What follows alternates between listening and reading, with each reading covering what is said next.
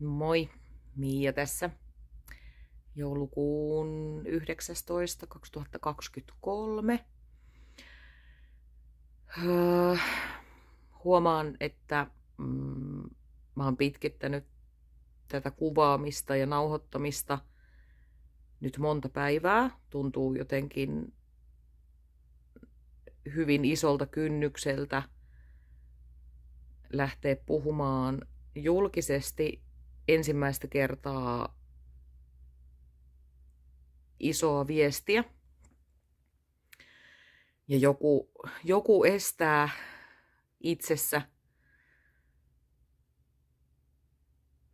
ulostuloa, mutta sitten taas se olo, mikä mulla on että tähän on koodattuna niin kuin monia avaimia, semmosia, että tämä avaa sitten jossakussa kuulijassa lisätiedon. Ja kun mä oon ollut koko ajan sitä mieltä, että me saadaan palapelin palasia, että kellekään ei anneta puhtaasti sitä tietoa niin kuin koko pläjäystä, vaan nämä on jaettavaksi ja me just niitä tavallaan koodiavaimia energeettisesti jaetaan toisillemme, jotta se avaa sitten jossain muussa taas jonkun uuden näkökulman lisätietoa siitä jutusta. Ja meillähän ei oikeastaan ole juuri mitään tietoa tulevasta niin kuin tästä ylösnousemusprosessista niin kuin käytännössä, että mitä se tarkoittaa, että me tiedetään, että se tapahtuu ja tavallaan pääpiirteittäin, että mitä se tarkoittaa. Mutta mulle avautui ymmärrys, mä puhun seuraavasta askeleesta, ei se nyt konkreettisesti ole seuraava, mutta tavallaan semmoinen tulossa oleva iso askel, että miten se tapahtuu. Ja mä haluan jakaa tämän teille, jotta joku muu antaisi taas niitä uusia palapelin palasia tähän juttuun. Ja mullehan ylipäätänsä mä en kanavoi mitään. Mä en tiedä, voisi ehkä puhua selvät tiedon niin kuin tietopaketeista. Niitä vaan tulee. Mä en tiedä, avautuuko mussa itsessä sitten joku DNA-tason muisti, lokero tai tuleeko ne korkeammalta itseltä vai mistä ne tulee. Sitä mekanismia mä en oikein tiedä, mutta niitä niin kuin aina välillä tulee ja se on vaan niin kuin humps ja sit mulla on joku asia, jonka mä syvällä itsessäni tiedän resonanssissa, että ollaan jonkun uuden ymmärryksen äärellä. Ja sitten mä sitä pyörittelen jonkun aikaa. Ja yleensä puhumalla se sitten mulla niin kuin konkretisoituu. Ja puhuessa saattaa niin kuin myös syventyä sit se tieto ja ymmärrys siitä jostain asiasta. Mutta tosiaan tarkoituksena tässä jakamisessa on se, että kessä tämä resonoi ja kenellä mahdollisesti on jo niin kuin samantyyppinen ymmärrys tästä tuloillaan olevasta prosessista, niin jakakaa mielellään mulle, jaetaan yhdessä ja se meidän ymmärrys kasvaa. Ja haluaisin keskustella tästä asiasta. Mut joo, eli tuossa vajaa viikko sitten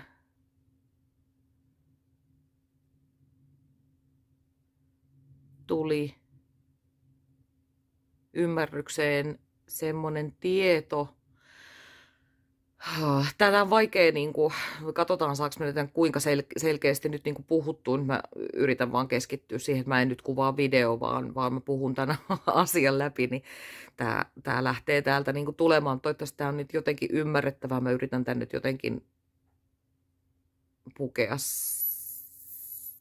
jotenkin järkevään muotoon, mutta tämä niin kuin meidän prosessi, mitä täällä tapahtuu, ja mehän ollaan nyt niin kuin 3D:ssä tätä fyysistä elämää elelty, ja mehän ollaan hyvin vahvassa erillisyydessä, ja se, mihin me ollaan matkalla, on ykseys. Ja eihän me, jos nyt puhutaan niin kuin näitä 3D, 5D-asioina, niin eihän se niin kuin 5Dkään ole puhdasta ykseyttä, mutta se on huomattavasti enemmän ykseyttä kuin mitä tämä 3D. Ja sittenhän tässä on niin kuin kovasti itse kukin miettinyt sitä, että miten niin kuin, että kollektiivisesti tuntuu, että junnataan paikallaan ja on meitä heränneitä, jotka niin kuin, on purkanut ja puhdistanut ja pyörinyt siellä joko kuvainnollisesti tai konkreettisesti niin kuin lattialla henkisesti oksentaen sielun synkäs yössä. Ja sit tuntuu, että maailma menee vaan niin kuin pahempaan ja pahempaan suuntaan. Miten se konkreettisesti voi tapahtua kollektiivisesti, se prosessi. Ja sehän on meillä, siinä meillä on niin sanottu musta aukko tiedollisesti. Ja sitten se myös herättää välillä epäilystä tavallaan, että tapahtuuko ikinä mitään, koska on jotenkin vaikea ymmärtää mielen tasolla se, että miten ikinä mitään voisi tapahtua kollektiivisesti, kun se näyttää niin vaikealta. Ja tähän liittyen nimenomaan just tuli sitä ymmärrystä ja tietoa, eli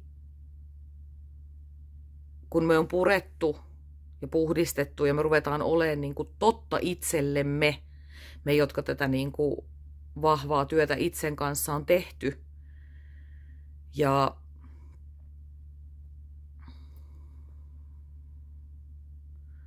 mä yritän koko ajan miettiä, että mistä suunnasta mä lähden nyt lähestyä tätä asiaa, että jotenkin saan tämän ymmärrettävään muotoon.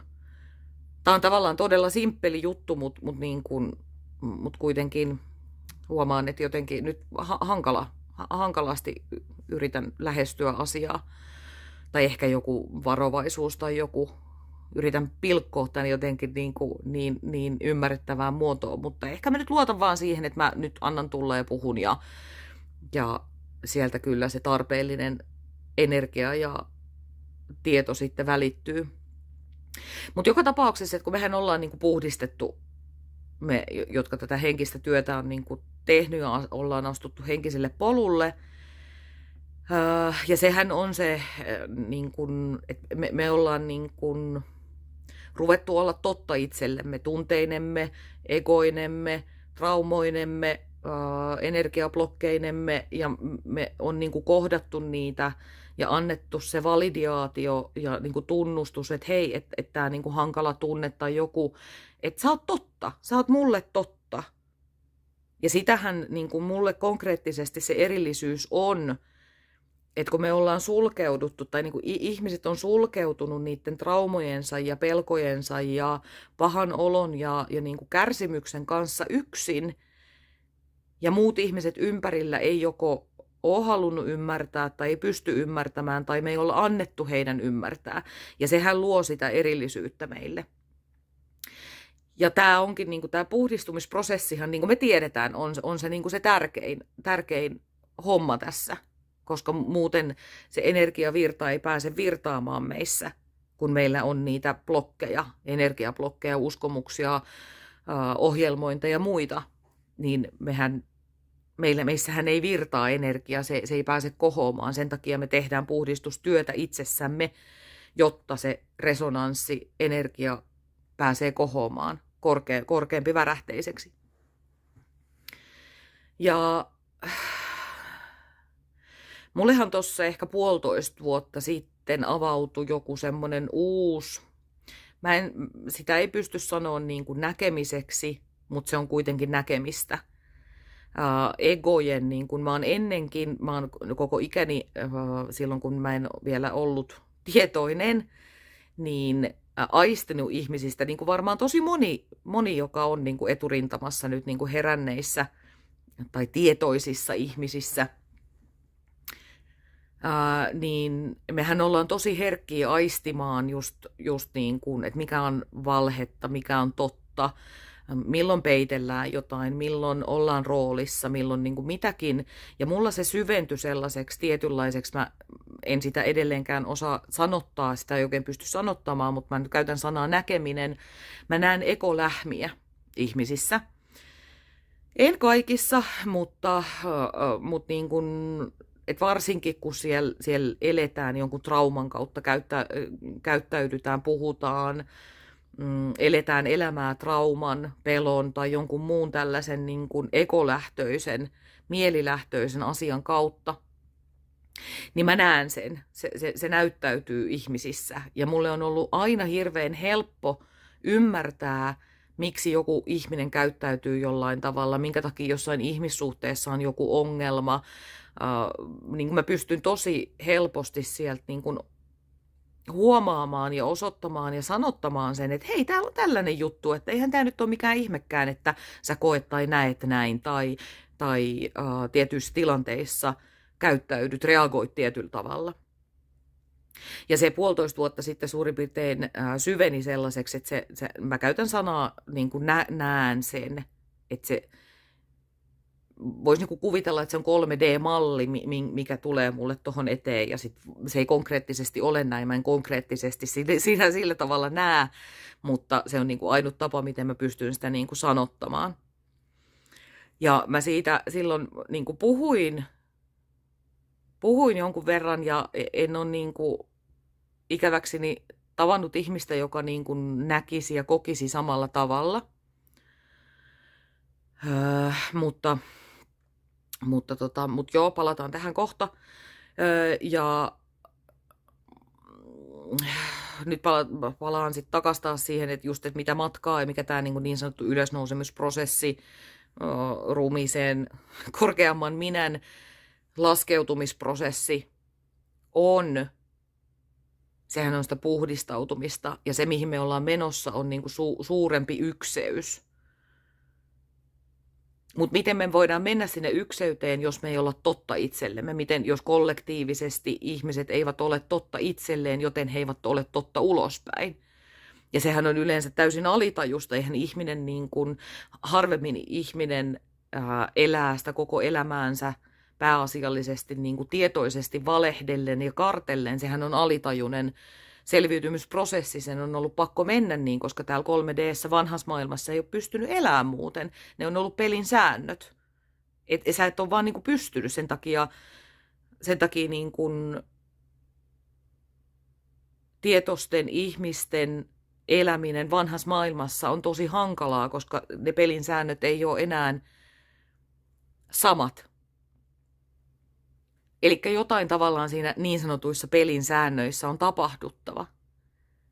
Ja se ymmärrys, mikä mulle tuli, että mikä se seuraava iso askel on se, että tämä kaikki tulee näkyväksi. Ja mä en nyt puhu niin kuin fyysisten silmien, kun meillähän on niin kuin tämä fyysinen keho, 3D-keho, ja meillä on fyysiset aistit, haju, näkö, kuulo, tunto. Ja ne on meille niin konkreettisia, tavallaan ne on totta. Mutta meillä on sitten myös sen astraalikehon aistit. Selvä näkö, selvä tieto, selvä kuulo, mitkä ei vielä ole kaikille totta, vaikka kaikilla ne on.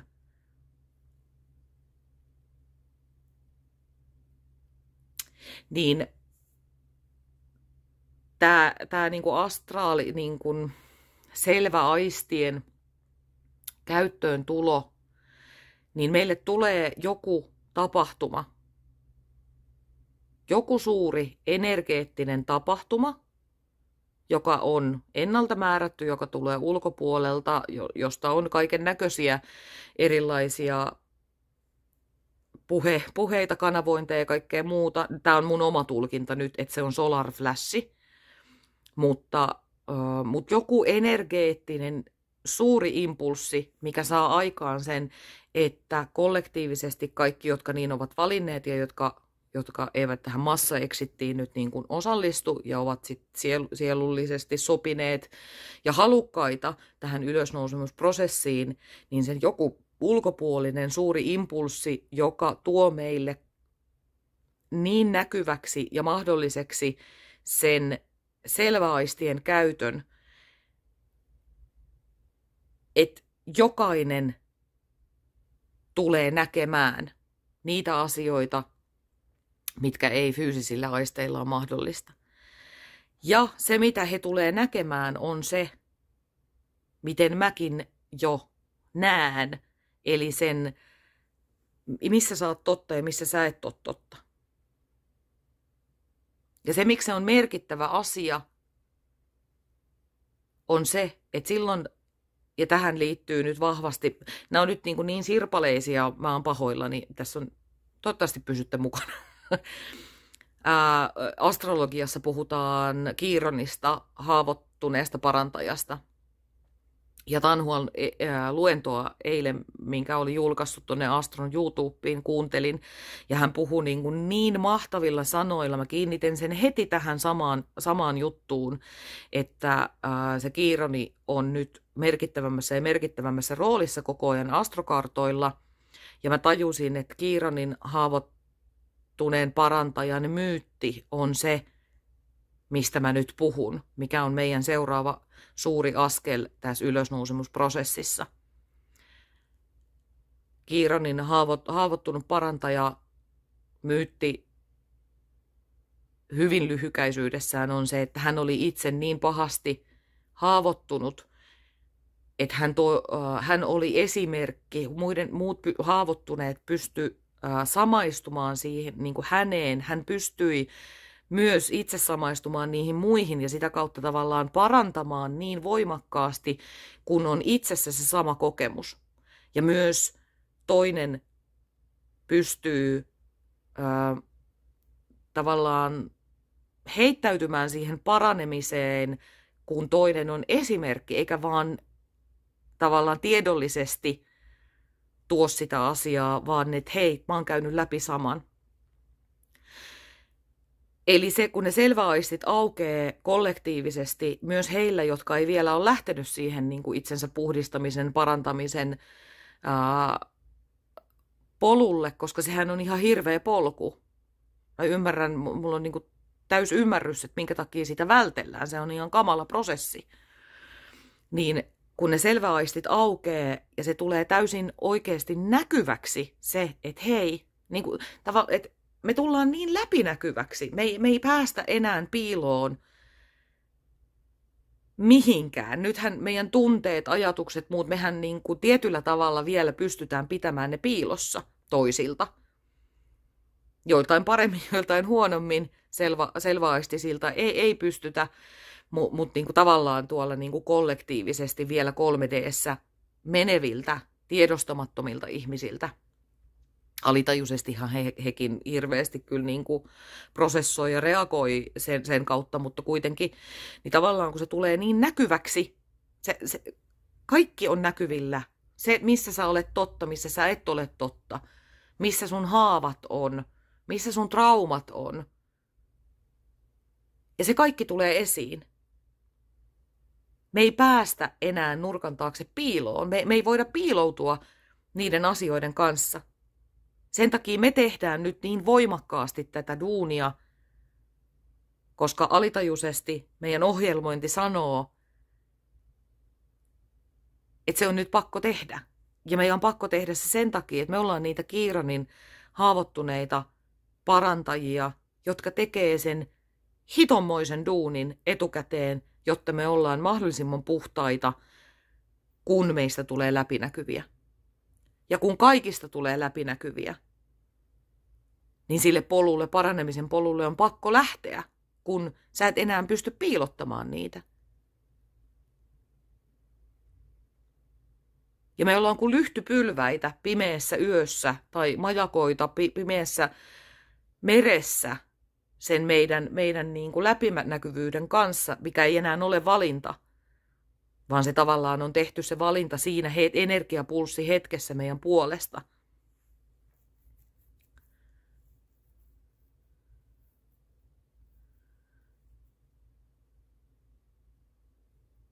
Ja nyt mä niin tässä koko ajan pysähdyin niin miettimään, että niin mikä se pointti niin tässä nyt on, miksi mulla on se olo, että mä haluan jakaa tätä. Ehkä se on sitten niin jotenkin se toivo tai luottamus tai jonkun sellaisen nostattaminen siihen, että tämä ei ole niin turhaa, vaikka me tiedetään, että ei se ole turhaa, mutta tiettyyn hetkinen niin miettii, että, tai mä ainakin solahdan niihin hetkiin, niin kuin, että tämä ei niin mene mihinkään, tässä ei ole mitään järkeä, mä vaan puran ja niin kuin miksi? Ja sitten ehkä myös jotenkin sitä konkretiaa siihen, että mitä tulee tapahtumaan, kun me ollaan niin siinä sumussa sen asian kanssa, niin ja se on välillä niin kuin, tuntuu toivottomalta tai niin kuin hyvin haasteelliselta. Että mikä tämän pointti tässä on? Ja joo, tiedon halu tulee mielen tasolta, mutta ei se meidän mielikään, niin kuin, ei se tarpeeton ole. Ja me eletään kuitenkin tässä ihmisyydessä. Se mieli kuuluu siihen ihmisyyteen. Niin ei myöskään niin kuin lähdetä parjaamaan itseämme siitä, että me mielen tasolla halutaan tietoa. Meillä on tarve tietää. Ja jostain syystä nyt tämä ymmärrys tähän asiaan mulle niin voimakkaasti, että mä itse tiedän, että tämä on tosi tärkeä aspekti. Ja sen takia mulla on sisäisesti vahva olo, että mä haluan jakaa, vaikka tietyllä tavalla mä en halua jakaa, koska siinä on joku jännitys, pelko, este tulla näkyväksi jotenkin sisäisen tiedon kanssa. Mutta silti mun olo heti siitä hetkestä, kun se tuli, oli mulle niin vahva, että tällä on iso merkitys tällä tiedolla. Ja tämä on tiedon palanen avain avaamaan lisää jotain tähän liittyvää. Ja kyllä mulla ainakin itselläni, ja oletan, että tosi monella muullakin on se vahva olo ollut, että sit kun on tarpeen saada sitä tietoa, niin sitä tietoa kyllä annetaan. Ja nyt tämä annettiin, tämä on tähän mennessä niin kuin vahvin viesti, mikä mulle on tullut, että jotenkin niin kuin meneillään olevista asioista samanlaisia tietopaketteja on niin kuin mulle avautunut. Ja ne on ollut niin kuin kollektiivista ymmärrystä energioista ja muista.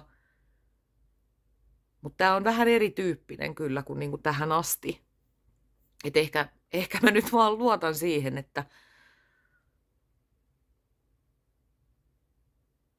sisältä nouseva tarve jakaa tätä asiaa. Tai edes jakaa, kyse ei ole nyt jakamisesta, vaan jotenkin ehkä palapelin palasen tuomisesta muidenkin palapeliin tai meidän yhteiseen palapeliin. Ja jollain teistä on sitten se joku toinen pala ja jollain joku toinen pala. Ja kun me saadaan niitä palasia yhteen, niin meillä on taas isompi kokonaiskuva. Koska sitähän me niin kuin mun mielestä näkökulma, mikä niin kuin mielestä niin kuin tehdään. Me kasataan palapeliä tässä, mitä jaetaan tasaisesti joka puolelle. Ei yhdelle, ei kahdelle, ei kolmelle. Jotta se tieto, sitä ei käytetä väärin. Ja tieto on meille kaikille.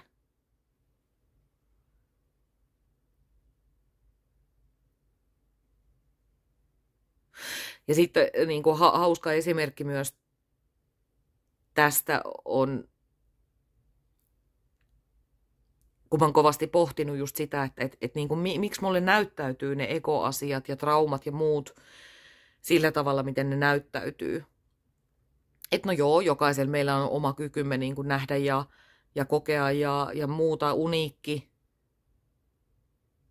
Mutta nyt mä niin kuin hiffasin sen, että mikä se on, koska siihen me ollaan menossa. Me kaikki nähdään, tullaan näkemään samalla tavalla.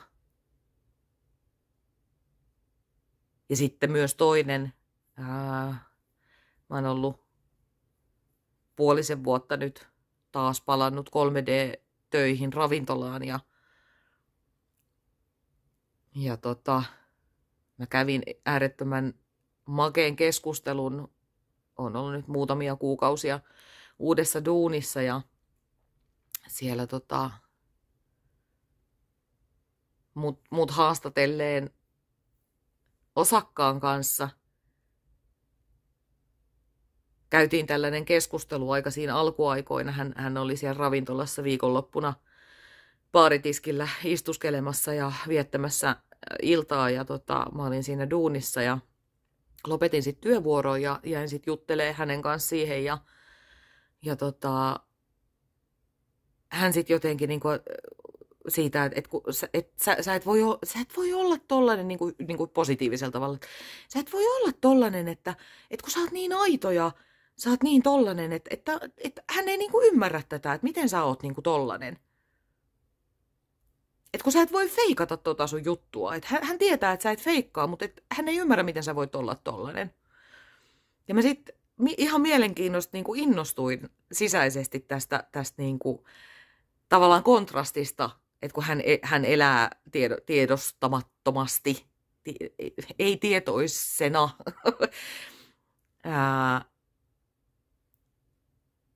ihan niin kuin tavallista vanhan maailman elämää.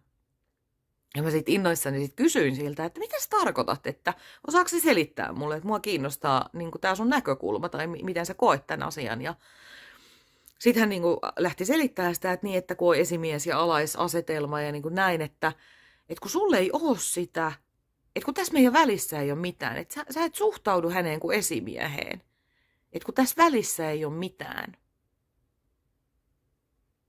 Ja mä sitten hänelle niin kuin sit vaan sanoin, että niin, että kun mä oon sitä mieltä, että ihmiset on ihmisiä, että on eri työtehtäviä ja muita, mutta että ihmiset on ihmisiä. Että ei ole ylempiä ja alempia arvoisia, että me ollaan kaikki samanarvoisia, että ehkä se on niin kuin sitä.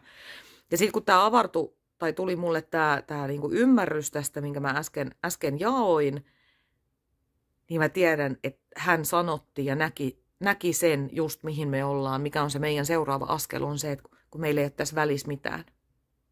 Että kun me on totuttu vanhassa maailmassa, että meillä on ne roolit, meillä on ne meidän traumojen tuottamat käytösmallit, meillä on ne ohjelmoinnit, meillä on uskomukset,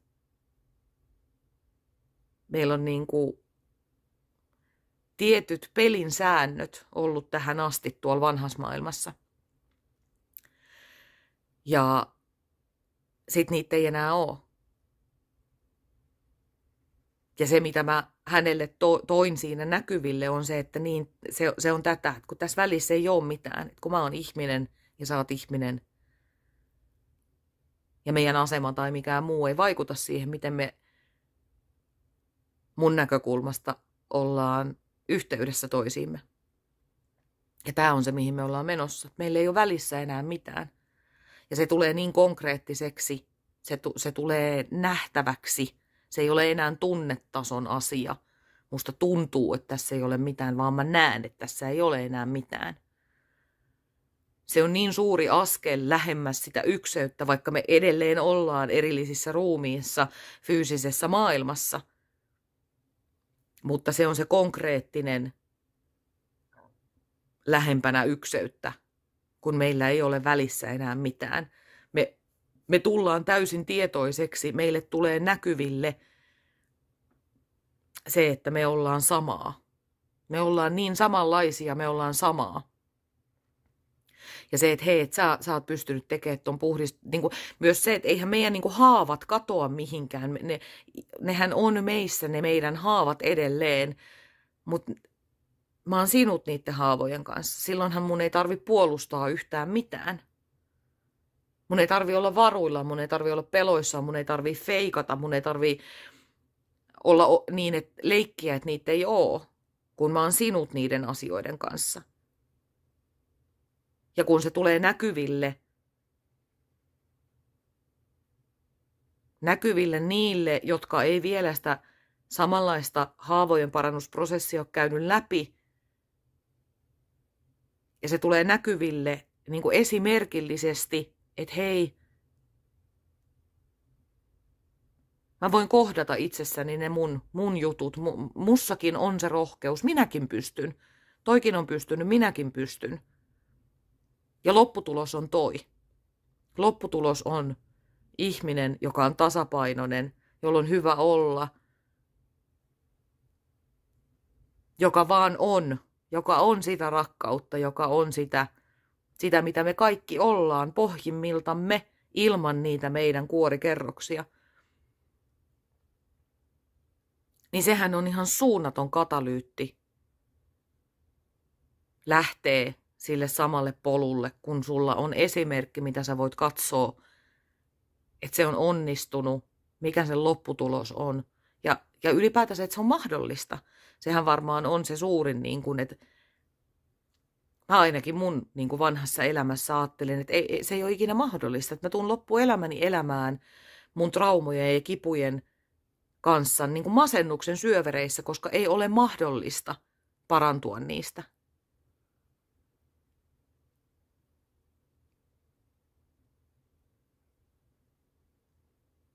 Joo, mä mietin tässä, että tulikohan kaikki tarpeellinen nyt sanottua tähän asiaan liittyen.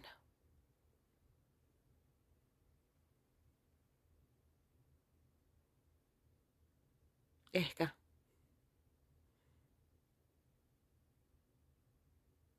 Joo. Mä mielellään oikeasti kuulisin, mitä tää herättää. Oliko tässä mitään pointtia? Tai siis tavallaan, että resonoiko tämä? Herättääkö tämä olon, että niin, resonoiko se?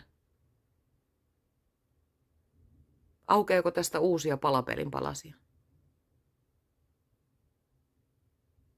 Kiitos.